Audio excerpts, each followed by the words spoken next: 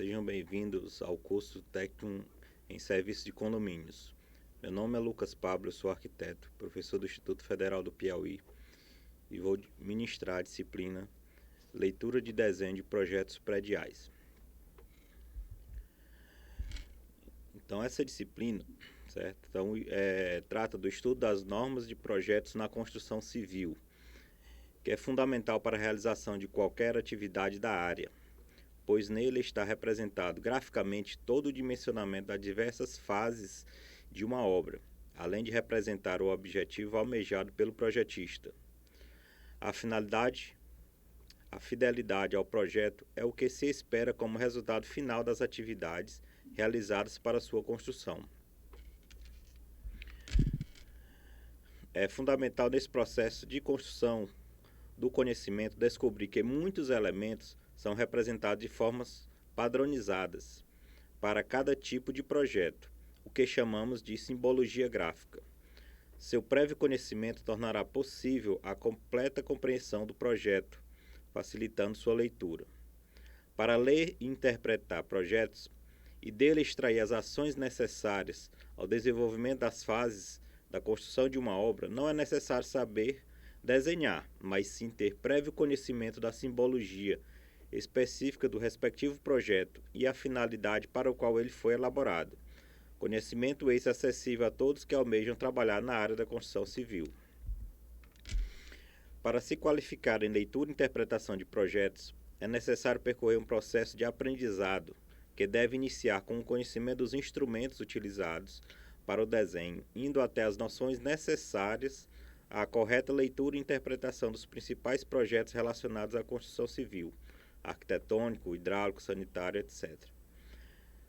Nesse caminho se adquire vários tipos de informações, os quais enriquecem o universo daqueles que o percorrem, contribuindo de maneira positiva para a sua formação e qualificação, especialmente se atrelada à área dos profissionais desse campo de conhecimento. A representação gráfica é uma parte importante no que diz respeito aos projetos relacionados à construção civil, pois proporciona meios para que o projetista possa materializar suas ideias e desejos. Atualmente, a evolução da tecnologia, o computador configura-se como uma ferramenta completa e indispensável para o desempenho das atividades de representação gráfica no projeto, através da utilização de programas específicos.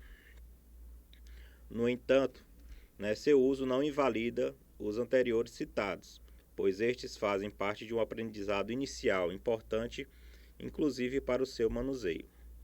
Então, na unidade 1, nós vamos tratar da introdução ao estudo do desenho técnico, fundamentos do desenho técnico. Na unidade 2, nós vamos ver os sistemas projetivos e métodos de representação gráfica. Na unidade 3, elementos do desenho arquitetônico. Na unidade 4, vamos tratar dos elementos de desenho do projeto de urbanização, elementos do desenho de projeto de paisagismo, projetos de instalações hidrossanitárias, instalações prediais de gás combustível, projetos de instalações elétricas prediais, projetos de instalações telefônicas prediais, projeto de instalações de proteção e combate a incêndio, projeto de estruturas e fundamentos. Então, dando início aqui à unidade 1, vamos ver a definição do desenho técnico. Então, o desenho técnico é uma forma de expressão gráfica que tem por finalidade a representação de forma, dimensão e posição de objetos de acordo com as diferentes necessidades requeridas pelas diversas modalidades da engenharia e também da arquitetura. Utilizando-se de um conjunto constituído por linhas, números, símbolos e indicações escritas normatizadas internacionalmente, o desenho técnico é definido como linguagem gráfica, universal da engenharia e da arquitetura. Assim como a linguagem verbal escrita exige alfabetização, a execução e a interpretação da linguagem gráfica do desenho técnico exige treinamento específico, porque são utilizadas figuras planas, bidimensionais, para representar formas espaciais. Então, o desenho técnico e engenharia. Todo o processo de desenvolvimento e criação dentro da engenharia está inteiramente ligado à expressão gráfica. Apesar da evolução tecnológica e dos meios disponíveis pela computação gráfica, O ensino do desenho técnico ainda é imprescritível na formação de qualquer modalidade de engenheiro, pois, além do aspecto da linguagem gráfica que permite que as ideias concebidas por alguém sejam executadas por terceiros, o desenho técnico desenvolve o raciocínio, o senso do rigor geométrico, o espírito de iniciativa e de organização. Para transformar o desenho técnico em linguagem gráfica, foi necessário padronizar seus procedimentos de representação gráfica. Essa padronização é feita por meio de normas técnicas, seguidas e respeitadas internacionalmente. As normas técnicas são resultantes do esforço cooperativo dos interesses em estabelecer códigos técnicos que regulem relações entre produtores e consumidores, engenheiros, empreiteiros e clientes. No Brasil, as normas são aprovadas e editadas pela Associação Brasileira de Normas Técnicas, a ABNT, fundada em 1940. Então, aí no slide nós temos algumas normas, né? Vamos falar rapidamente sobre elas. São as principais relacionadas ao desenho técnico de engenharia e arquitetura.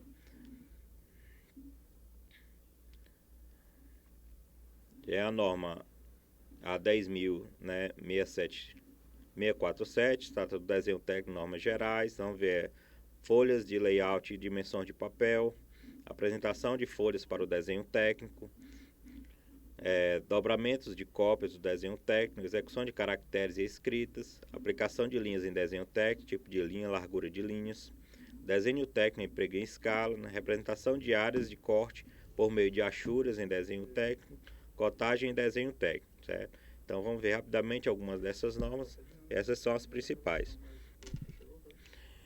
Nós temos também vários instrumentos necessários ao desenho técnico. Como nossa disciplina é só leitura e interpretação de desenhos, né, nosso principal instrumento será o escalímetro, né, que é o instrumento necessário para ler e transformar as medidas do desenho, né, que foram feitas em escalas reduzidas ou ampliadas. Então, esse será o principal instrumento para o leitor do projeto. Então, começando aí pela norma NBR 10.068, trata sobre as dimensões, né, folha de desenho, layout e dimensões. Então, essa norma ela tem por objetivo padronizar as características dimensionais das folhas em branco e pré-impressas a serem aplicadas em todos os desenhos técnicos.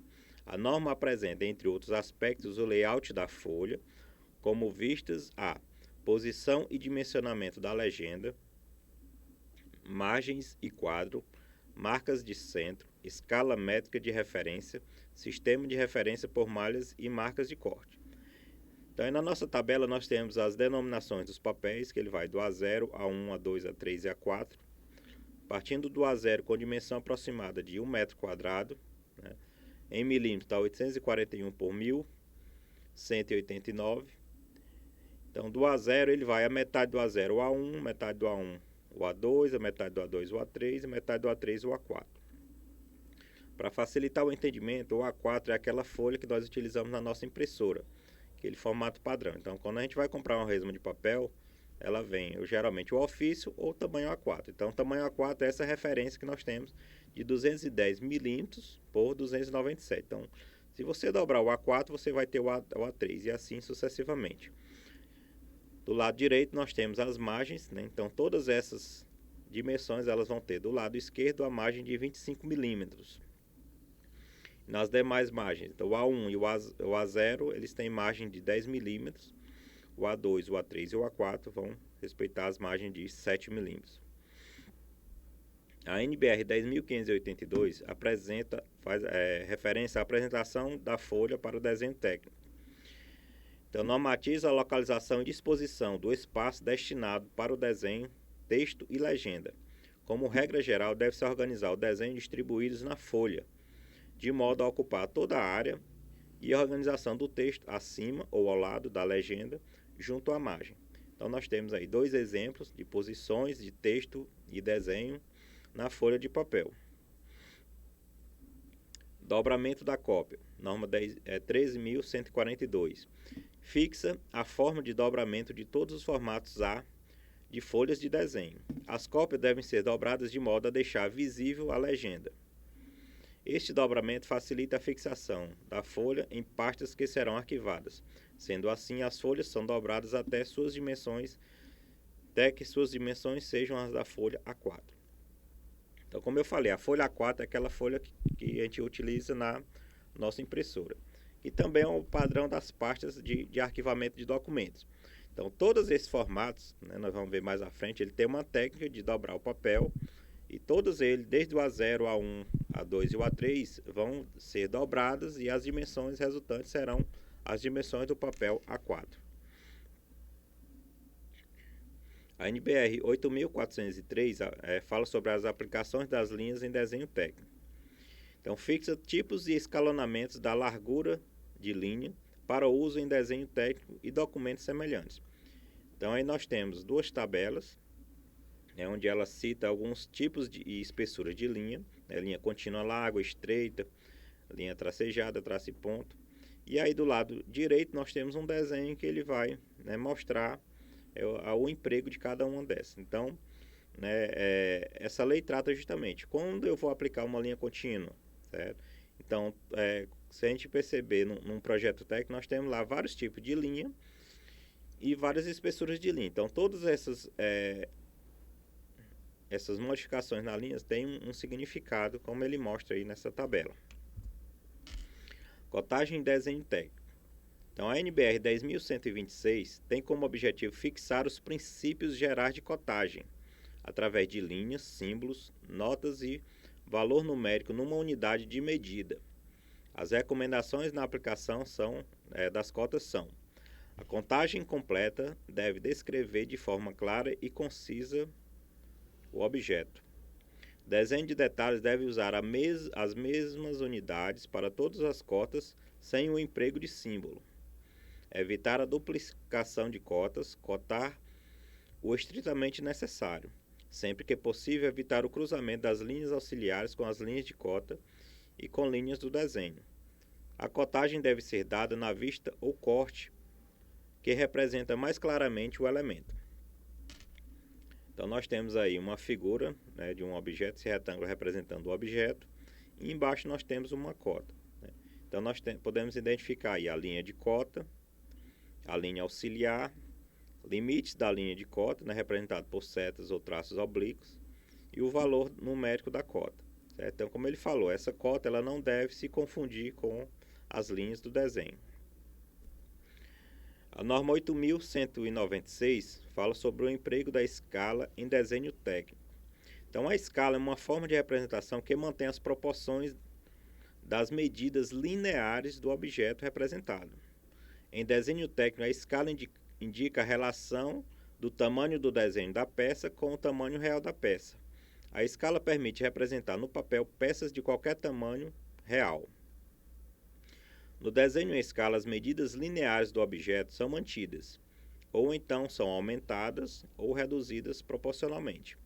As dimensões angulares do objeto permanecem inalteradas. Nas representações em escala, as formas dos objetos reais são mantidas. Existem três tipos de escala: a escala natural, a escala de redução e a escala de ampliação. Então, quando eu tenho um objeto que eu consigo representar ele do mesmo tamanho no papel disponível, eu vou representar esse desenho em escala real, escala natural. Se eu tenho, no caso de uma edificação, eu preciso reduzir essa edificação para poder representar no meu papel. Então, nesse caso, eu vou utilizar a escala de redução. No caso de peças milimétricas, como por exemplo, peças mecânicas, microscópicas até, então eu preciso utilizar a escala de ampliação para representar melhor os detalhes, certo? Então essa foi a unidade 1. Bons estudos e até a próxima.